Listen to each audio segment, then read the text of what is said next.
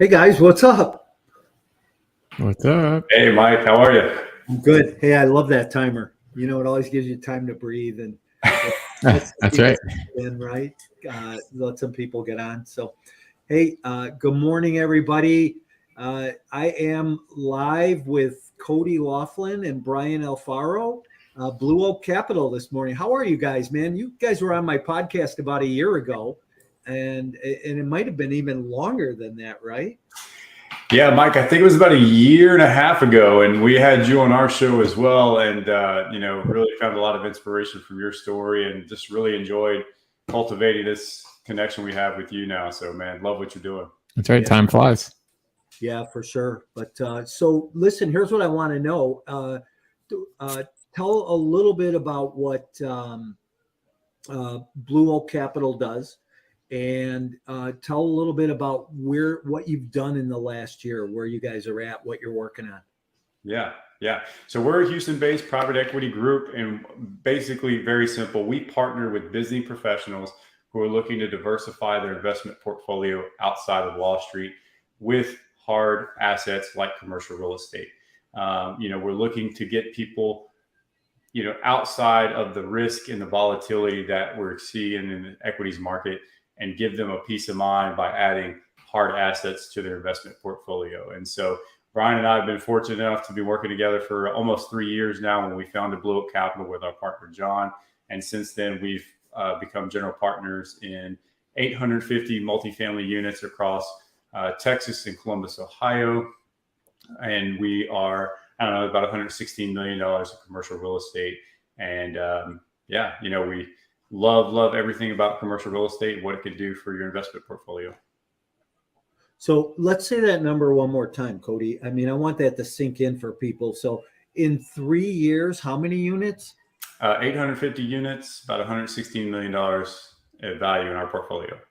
Wow, good for you guys. Boy, you feel like you're really scaling fast, or? Yeah, not fast enough. Yeah. It's kind of funny, right? When you're going through the process, it feels like it's taking so long, but then when you really stop and reflect, there's a lot that transpires and a lot of growth and acceleration that happens in just a very short period of time. So, 850 units, we're very proud of that, but we feel like we're just getting started. Yeah, right, for sure. There's so much to learn along the way, isn't there?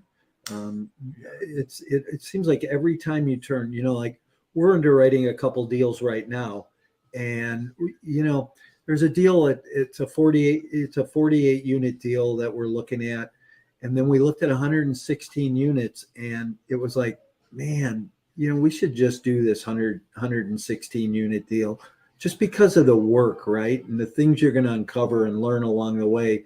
You're better off doing something bigger anyhow. Yeah. Yep. Brian, you want to speak to our most recent experience real quick? Yeah, that's a great point, Mike. And there's nothing wrong, in my personal opinion, with the smaller, especially if you can JV these deals. You can take a very large slice of the pie. But the challenge you have, and we can speak firsthand about this with the smaller properties, is you don't get the economies of scale that you get with larger multifamily properties. To call that, I don't know, as close to 100 units as you can possibly get. So, 80, 90, 100 units and up, you're really going to get some economies of scale in areas like property management, professional property management, having that on-site manager, having an on-site leasing and maintenance person. That really changes your whole business plan, and it changes the amount of time that you also have to spend as the active investor managing the property, because you have somebody there that's there, every day taking care of the tenants and the toilets, as we like to say. Yeah. So the small properties are great. You can get tremendous cash flow out of them, and you take a larger slice of the pie. But going larger, if you can, and partnering with others has its benefits as well. And one of them being that you get to leverage your time much better. Yep. Absolutely. And I love that comment, tenants, trash, and toilets, right? This is what we do as far as raising capital and helping private investors who want to be in real estate, but don't really have the knowledge, the experience, or even want to leave their W-2 job. To have the ability to invest in real estate, but that they don't have to take care of that tenants, trash, and toilets, right? The 3 T's. Love that. So how did you guys, just talk a little bit about how you got started, right? So obviously your background a little bit and how you got started in multifamily and what excited you most, or even today, what excites you even more than then? Yeah, I mean, I'll give you a very short Cliff Note version of my story. Many people have probably already heard. I stumbled into real estate by accident back in 2010. I became an accidental landlord, and through that discovered the power of owning investment real estate. And I began my pursuit for real estate entrepreneurship since then. And along the way, had spent about 8 years residential and realized, man, I'm working myself into a second job. Like this just wasn't the way to financial freedom that I thought it was going to be. And that's when I discovered really the power of commercial real estate, the economies of scale, and the benefits of apartment syndication, and relying on a team of partners and other investors to go buy larger buildings. And I really was drawn to that. And that's what gets me so excited about is every day getting to wake up and work with great partners like Brian, John, my partners at Blue Oak, and then all of our investing partners that trust us to partner with us and allow us to go and continue to grow our portfolio. So, Brian. Yeah, so I started in real estate like a lot of other people, thinking that residential real estate was the way, and I just like small multifamily does. I love residential real estate. I think it makes a lot of sense for a lot of people, and you can still build a lot of tremendous wealth doing residential real estate. But if you want to scale your portfolio and you want to spend less time, and you really are looking for, again, those economies of scale, and leveraging not only your time but money as well, then commercial real estate just made a lot more sense for me. So after doing residential for a few years, I just made the transition, said, you know what, now's the time to get started in commercial real estate. The best time to invest was yesterday. We've all heard the cheesy sayings, and you just got to jump right in. So went and got educated, joined some mentorship groups, and besides that, we were just off to the races. Met Cody, met John. We started Blue Oak Capital, like Cody said, right under 3 years ago, and the rest is history, I guess you can say. But commercial real estate is much different than residential real estate, and we love it just because that the formula that you get, the cap rate, the NOI, and how you can really prove value. And in your residential real estate, you're prohibited of really creating that value based on your comps, because if your comps are, let's say you put $100,000 rehab, but the comps in the area are only $150,000 or $200,000 for the house, it doesn't matter how much money you put in that house, it's still going to be valued based on the comps in the neighborhood. Well, multifamily and commercial real estate in particular is valued based on its NOI. So the more you drive income, the more profitable you get, the more you lower expenses. That's going to have a drastic impact on your overall value of your property. So in commercial real estate, you are literally, truly creating, you're printing money, you're generating wealth by increasing the NOI, driving down expenses. And that just made so much more sense to me. Yeah, it's truly a business model, right? Yeah. And what I like about that too is you don't get emotionally involved. So do you guys own, you said you're on the GP side, do you guys just raise capital, or are you part of the asset management team? Are you actually an owner operator? Yeah, all of the above. We're very much acquisition based. We love going through the process of acquiring our own deals, but we love partnering with other great sponsors as well and participating in the overall execution of the business plan through asset management. So we participate in all roles related to the syndication process. Nice. How are you seeing deals pencil right now? There's a loaded question, right? Everybody's big question, man. Look, it's extremely difficult right now, and I think it's no surprise that the capital markets and Fed monetary policy have definitely put a major headwind in our ability to go evaluate these opportunities. And I think what we've seen is seller expectations have adjusted, but still haven't adjusted to meet where the market currently is today. So to answer your question very directly, Mike, I mean, really 9 out of every 10 deal that we see, it doesn't even come close to underwriting where we feel like it needs to. And even though we love the fundamentals of the property, our biggest lender, our biggest partner in the deal, which is our lenders, can't provide us the terms or the equity we need. Are you ready to skyrocket your multifamily business and see real results in your investing activities? I'm looking for 5 highly motivated individuals who are serious about taking their real estate business to the next level. If you are ready to become a better version of yourself and are sick and tired of wasting time and are ready to explode to the next level, Then apply today and see if you qualify for my personal one-on-one coaching and mentoring. Log on to My Core Intentions and schedule a call for a free consultation. Or the debt we need to go and execute on these deals. And so we're finding it very challenging right now. And we're still very bullish on the asset class. We still think that there's plenty of runway in multifamily. I think the fundamentals are still very strong, but I think right now is just the time to be very patient, continue to keep your finger on the pulse and analyze deals, but just opportunity will come. It just may be slow for the rest of Q4 here. Yeah. I'm underwriting. We just underwrote a deal this morning, and the IRR is really strong. That return is really strong, but the cash on cash is poor, right? We don't think we can get the rent growth, and because the LTV has to be so low.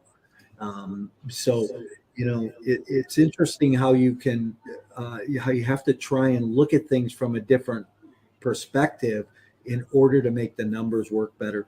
But hey, you just gave a great lead in for what you guys are going to be talking about at the summit. I'm super excited that you guys have agreed to speak at the summit this year. That's the 3-day event coming up in October 20th through the 22nd. Why don't you talk a little bit, and don't give too much away because we want people to come to the summit, right? But why don't you guys talk a little about what you're going to be speaking about there?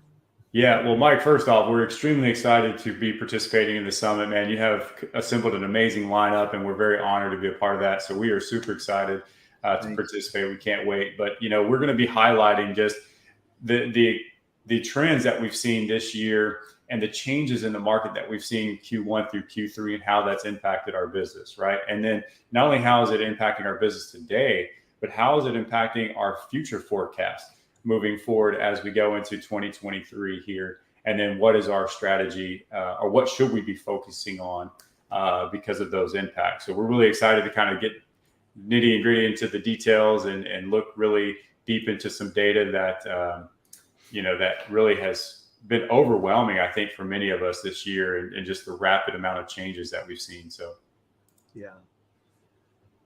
Anything you want to throw in there, Brian? No, I mean, to echo Cody, we're excited to talk about what's going on in the market. If you are a passive investor and you're just reading the headlines on your favorite news site, I will tell you that's not enough. You need to be really tapped into what's going on with the market, what's going on with Fed policy, and essentially what are we seeing in the streets. Cody's out there every day talking to brokers and trying to transact, and I'm out there talking to investors, getting their sentiment as well. So we look forward to definitely speaking at the summit, and we look forward to sharing our insight on what we've seen the past 3 quarters, and maybe pull out our crystal ball a little bit and think, see what maybe we can forecast we'll see in Q4 and early 2023, but we will see. Well, if I know you guys well, you guys are going to come with some statistics and some information that is going to be worth listening to. I'm glad that I put together a good notebook with a lot of note pages in it because I know I'll be taking notes when you guys talk, that's for sure. But I hope you guys are going to hang around a little bit too at the summit because I got a great lineup of speakers this year. Not only you guys, but, Bronson Hill and Abel Pacheco and, a number of people that are really involved in the space and doing a lot. So, listen, you guys will die with this number, but over 30 speakers, okay? Wow.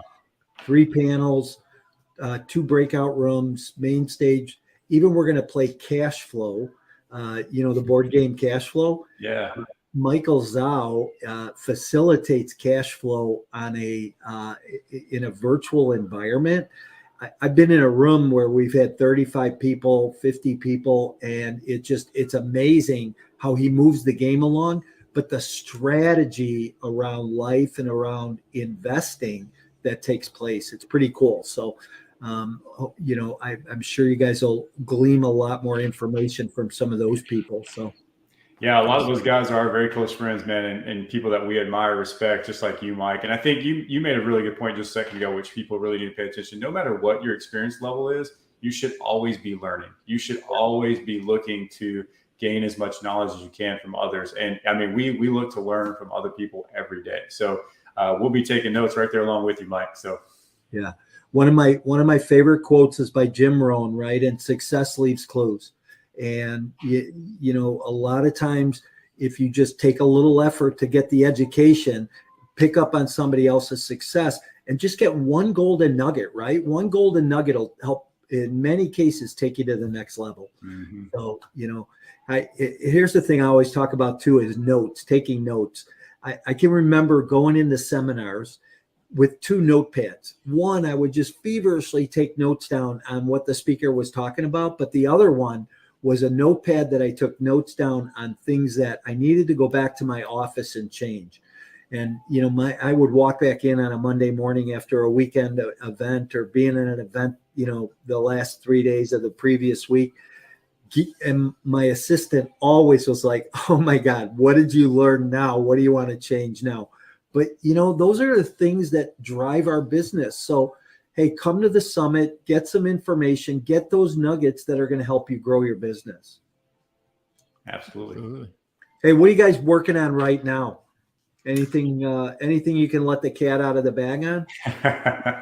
Yeah, we're keeping our eyes on some things, all things multifamily, but also some things outside of multifamily as well. You know, we're kind of looking at commercial real estate through a broader lens right now and seeing, hey, what other asset types are compelling that we could present to our investors to get them excited and get them motivated to continue to want to invest right now. As you mentioned, multifamily is great, but it's become less of a cash flow play and more of an appreciation play, which may not suit all investor appetite. So, you know, what other asset types are out there that are generating true cash flow that might be compelling? So we're kind of eyeing some other asset types and looking to bring some exciting opportunities and some other things outside of multifamily. So stay tuned.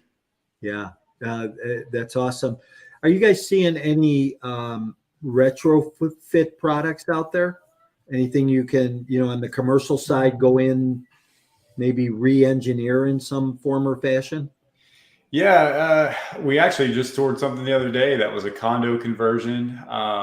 You know, old construction that was originally developed as a condo that's now reconverted to a true traditional multifamily housing. We're seeing a lot of hotel conversions into multifamily. You're now seeing this trend of old dilapidated office buildings or even warehouse buildings that are being redeveloped into multifamily or other type of products. So I think, look, when you talk about the acquisition price and the accelerated asset values we've seen, sometimes it's making a little bit more sense to go in and buy an existing building that has a good shell and then doing a conversion that way to save some costs. So we're seeing a lot of that around Central Texas. Awful lot of vacant office space here in Chicago. You know, I drove by yesterday. I drove by a couple of buildings and I was amazed. I was like just totally shuttered. You know, the grass grown so high and doors got metal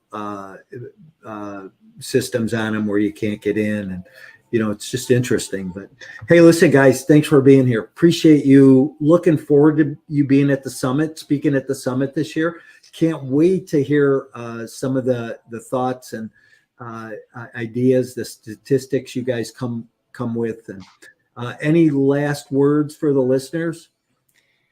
Yeah, I would tell everybody, just as you mentioned, Mike, make sure to put this date on your calendar, make sure that you lock it in and make sure that you attend. You're not going to want to miss. It's going to be an amazing lineup. And if you're not participating in these events and you're not learning, you're not growing, then you're a dead duck in the water. So make sure to get this on your calendar. Make sure to come see us in October. Sure. Hey, how do people get a hold of you